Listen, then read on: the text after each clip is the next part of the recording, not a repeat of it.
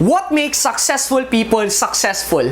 What does it take to become a successful entrepreneur? Is it skills, connections, mindsets? In this video, I'm going to share with you the 5 mindsets of the rich and successful people and how you can model them too. Coming up.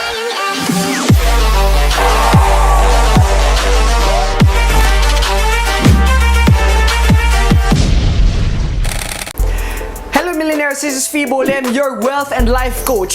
In this channel, we publish weekly content that will help you earn more income and achieve success in business and in life. So if you're new here, consider subscribing. And hey, at any point in the video, check out the show notes and links in the description below for more details. So now, let's jump into the content. Mindset number 1, you should get paid based on results, not based on time. People with poor mindset would prefer to get paid based on time. They want the security of knowing that the exact same money comes in day in and day out. The problem with this mindset is that we have a limited number of hours in a day, which is 24 hours. So even if you work so hard, there will always be a ceiling on your income. And that is the number 1 enemy of wealth. So if you want to become a successful entrepreneur, there should never be a ceiling or limitation to your income. This is where having the wealthy mindset of getting paid based on results come in. Wealthy people understand that your most valuable asset is your time. The number 1 question that you should ask yourself is, how do I earn the most money in less time? That's why skills such as selling and marketing is a must, because it allows you to have the ability to earn money based on results. Let me illustrate. If you were to choose, which one would you prefer? Option 1, a manager with a salary of 30,000 a month, or option 2, a sales agent with no basic salary but you are to sell a 15,000 product earning 1,500 pesos in commissions. I know a lot would choose option A, but a wealthy mindset person would further compute. For example, let's say an average call would take 15 minutes. At 8 hours per day, you would make around 32 calls per day. At 10% closing rate, you will get 3 sales. 1,500 times 3 sales equals 4,500 pesos commission in 1 day.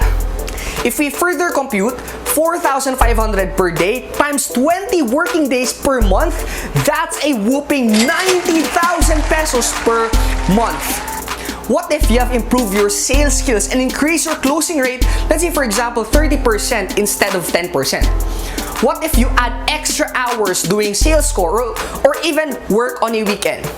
What if you reduce your call time from 15 minutes to 10 minutes? The possibilities are endless, and so is your potential income. That's why successful entrepreneurs get rich fast, because they get paid based on results. Mindset number 2, you should always learn and grow. Poor people think that they know it all. They stick to their old beliefs and are never open-minded. And as a universal law states, if you are not growing, you are dying. Think of a fruit, for example. Imagine a ripe mango. Do you know what happens to the mango after it ripens? It rottens. And so are people. If you think you are ripe enough to know it all, then guess what, my friend? You are about to rot. Wealthy people, on the other hand, are always learning.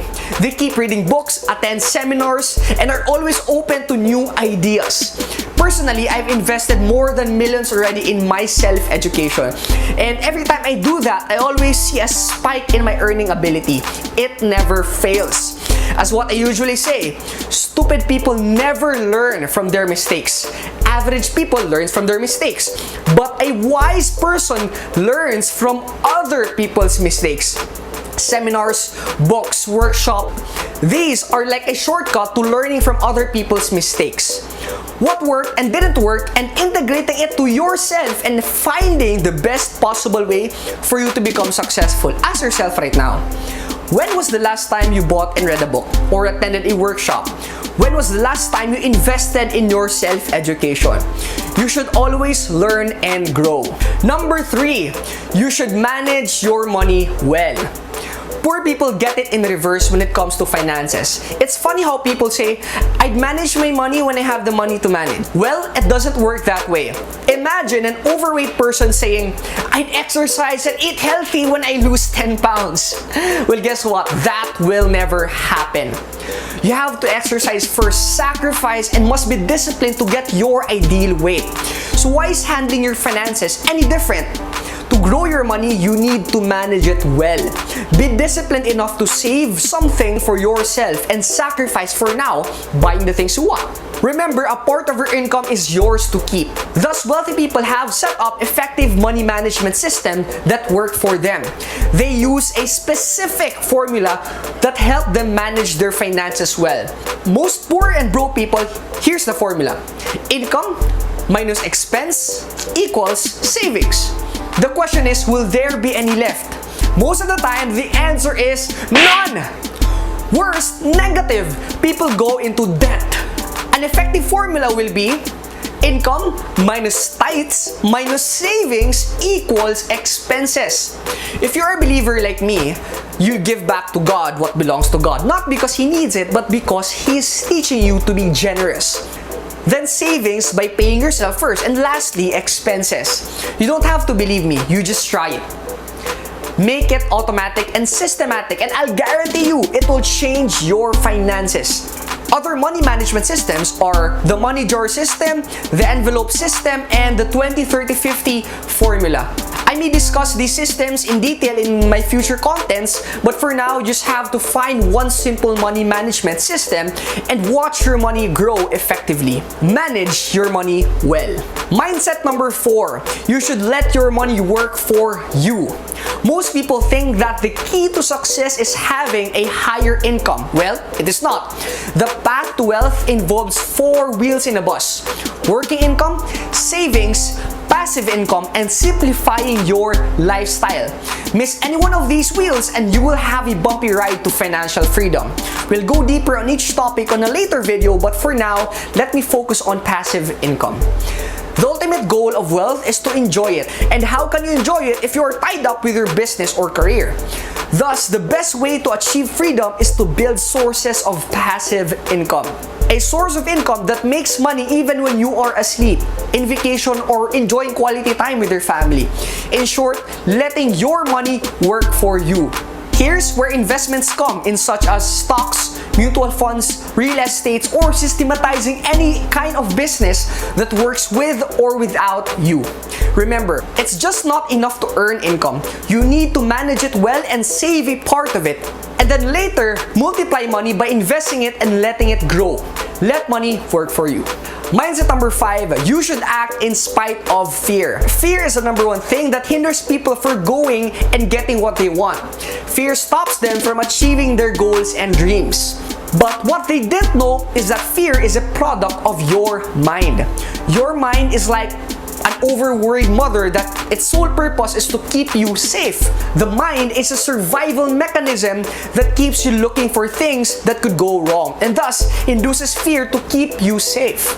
The problem is that success lies outside your comfort zone. Unless you're willing to act in spite of fear, you will never become successful. Rich and successful people know this. And every time they feel the feeling of fear, they don't let it subside, but instead they think, if I am feeling afraid right now, I must be doing something right. I must be a step away from my comfort zone and a step forward to my success zone. And having this kind of mindset, they act in spite of fear. Remember this, people are more afraid of losing what they have instead of getting what they want. The question is, are you happy with what you have right now? If not, go get what you want. Courage is not the absence of fear, but the ability to act in spite of it. Act in spite of fear. To summarize, these are the 5 mindsets of a successful entrepreneur. Number 1, get paid based on results, not based on time. Number 2, always learn and grow. Number 3, manage your money well. Number 4, let your money work for you. And number 5, act in spite of fear. Question of the day: what are other mindsets does an entrepreneur should have in order to become successful? And do you have other questions that you want us to answer in our future videos? Let me know in the comments below, and I read each and every comment. And remember, some of the best tips and advice happens in the comment section. Thanks for watching this video. Subscribe and ring the bell if you're new here. And if you haven't downloaded a free copy of my book, Millionaire at 22, go to fibolim.com/book. Again, that's fibolim.com/book, or click the link in the description to claim your free copy right now. Until next time, this is Fibo Lim. Achieve success, live with happiness, and enjoy the good life. See you in the next episode.